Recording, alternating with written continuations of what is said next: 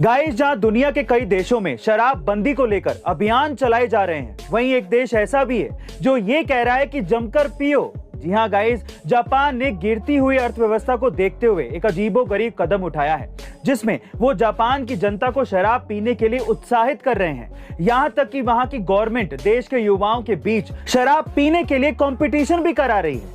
दरअसल जापान में जनसंख्या तेजी से बढ़ रही है, जिससे इकोनॉमी गिर रही है और जापान में इकोनॉमी का एक बड़ा हिस्सा वहां की अल्कोहल इंडस्ट्री पर डिपेंड करता है। लेकिन जापान के 90% युवा नशा ही नहीं करते। यहां तक कि जापान के युवा अपने माता पिता की तुलना में भी कम शराब पीते हैं। बस यही वजह है कि जापान में अब शराब पीने पर सरकार इनाम देगी।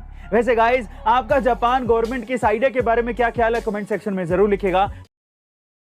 गाइस, रशिया के प्रेसिडेंट व्लादिमीर पुतिन ने अपने देश की महिलाओं से 10 बच्चे पैदा करने को कह दिया है। जी हाँ गाइस, आप ठीक सुन रहे हैं। दरअसल रूस की जनसंख्या लगातार घटती जा रही है और इसीलिए पुतिन चाहते हैं कि रशिया की महिलाएं अब ज्यादा से ज्यादा बच्चे पैदा करें। यही नहीं, पुतिन ने ऐसा करने वाली महिलाओं को मदर हीरोइन अवार्ड देने की भी बात कही है।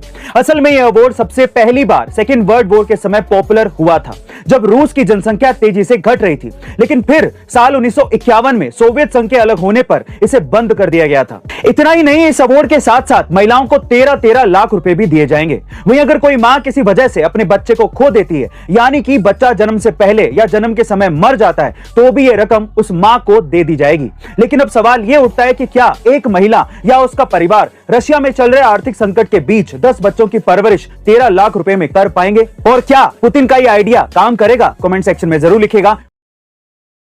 अटल बिहारी वाजपेयी जी एकमात्र ऐसे नॉन कांग्रेसी नेता थे जिन्होंने उस समय अपनी सरकार बनाई थी जब हर जगह कांग्रेस का दबदबा था। और सबसे हैरानी की बात यह थी कि उन्हें उस वक्त पूरी 24 पार्टियों से समर्थन मिला था, जिसे पता चलता है कि अटल बिहारी वाजपेयी जी में एक खास प्रतिभा थी, जिसमें वो सबको साथ लेकर चलते थे। यहां तक कि कांग्रेस भी उनके हर फैसले में उनका समर्थन करती दिखती थी। और इसकी सबसे बड़ी वजह यह थी कि वो सिर्फ सत्ता पाने के लिए प्रधानमंत्री नहीं बने थे, बल्कि एक ऐसे उद्देश्य के लिए प्रधानमंत्री बने थे जिसमें सिर्फ और सिर्फ देश का हित हो। और शायद इसीलिए उनकी सरकार पहली ऐसी नॉन कांग्रेसी सरकार थी जो पूरे 5 साल चली थी।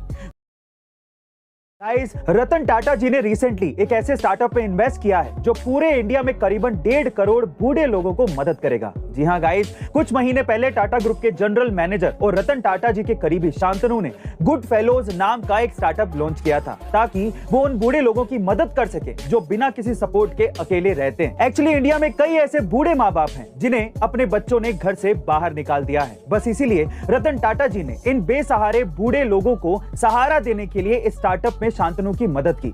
दरअसल ये स्टार्टअप ओल्ड जनरेशन को उनके पसंद के हिसाब से उस यंग जनरेशन से जोड़ता है जो उनके साथ टाइम स्पेंड करके उन्हें अच्छा फील करा सके। गाइस, रतन टाटा जी और शांतनु के स्टार्टअप की वैल्यूएशन भले ही $1 मिलियन ना हो, लेकिन ये करोड़ों लोगों के दिल को जरूर छू जाएगा। आपका इसके बारे में क्या ख्याल है, कमेंट सेक्शन में जरूर लिखेगा। और ऐसे अमेजिंग वीडियोस के लिए शेयर, सब्सक्राइब एंड लाइक। मिलते हैं अगली वीडियो में।